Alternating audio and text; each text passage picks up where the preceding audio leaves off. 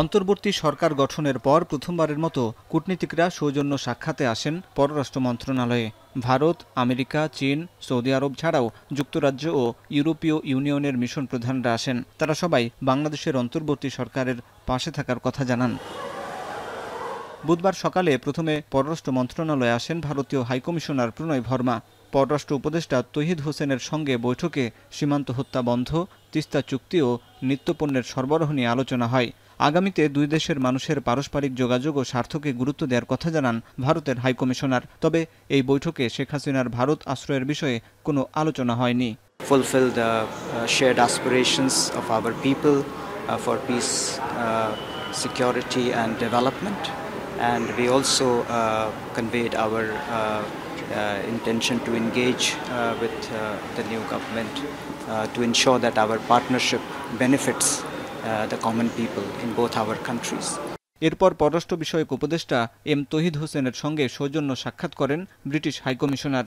শান্তি শৃঙ্খলা, জবাবদিহিতা ও গণতান্ত্রিক ধারা ফিরিয়ে আনতে অন্তর্বর্তী সরকারকে সর্বাত্মক সহায়তা করার কথা জানায় যুক্তরাজ্য। The interim government has the UK's support as it works to restore peace and order, ensure accountability and chart a peaceful pathway to an inclusive, prosperous and democratic future for the people of Bangladesh. Bangladeshi শ্রমিকদের জন্য সুখবর নিয়ে আসেন Saudi রাষ্ট্রদূত। বৈঠক শেষে দেশটির রাষ্ট্রদূত ইসা বিন ইউসুফ আল দোহাইলাম বলেন, বাংলাদেশি শ্রমিকদের জন্য পুনরায় ভিসা কার্যক্রম চালু হয়েছে। We resume issuing the visa.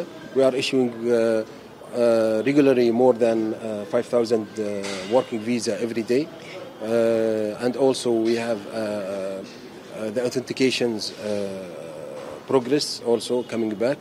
বাংলাদেশের অভ্যন্তরীণ রাজনীতি ও সার্বভৌমত্বের প্রশ্নে চীন হস্তক্ষেপ করবে না বলেও জানান ঢাকায় নিযুক্ত চীনের রাষ্ট্রদূত ইয়া ওয়েন।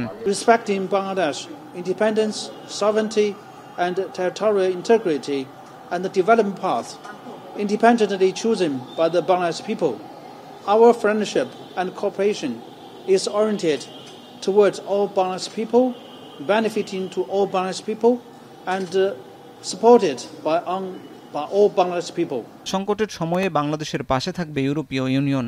পলাতক নেতারা রাজনৈতিক আশ্রয় চাইলে সদস্য দেশগুলো সিদ্ধান্ত নেবে বলে জানান ইউরোপীয় ইউনিয়নের ভারপ্রাপ্ত মিশন প্রধান। As a EU, we are used to working with interim governments around the world, so we have short-term, mid-term and long-term instruments with which we can support Bangladesh. বৈঠক শেষে পররাষ্ট্র উপদেষ্টা জানান, 7টি দেশ ও সংস্থার প্রধানদের কাছে অন্তর্বর্তী সরকারের পরিকল্পনা তুলে ধরা হয়েছে।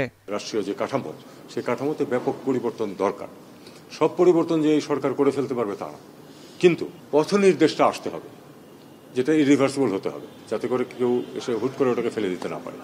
এরকম একটা ব্যবস্থা করতে হবে। অর্থনীতির ক্ষেত্রে যে প্রচণ্ড নৈরাজ্য আমরা দেখতে পেয়েছি, প্রচণ্ড নৈরাজ্য, সেটা থেকে বেরিয়ে আসতে হবে, কারণ অর্থনীতিটা কয়েক ব্যক্তির না, অর্থনীতিটা সমস্ত দেশের সব মানুষের। ভারতে বসে শেখ হাসিনার দেয়া বিবৃতি ঢাকা দিল্লি সম্পর্কে সহায়ক নয় বলেও জানান পররাষ্ট্র উপদেষ্টা। প্রাক্তন প্রধানমন্ত্রীর কাছ থেকে এসেছে, যেটা আসলে এই সরকারের জন্য খুব সুবিধাজনক হচ্ছে না, স্বস্তিকর হচ্ছে না। এটাই আমরা চাই যে তিনি ভারতে বসে যেন এটা না করেন। সাবেক কূটনীতিক বলেন, অর্থনীতিতে অরাজকতা ও সীমাহীন দুর্নীতি কমানোই অন্তর্বর্তী সরকারের প্রাথমিক লক্ষ্য পূরণ শেষে দ্রুতই নির্বাচন দেয়া হবে।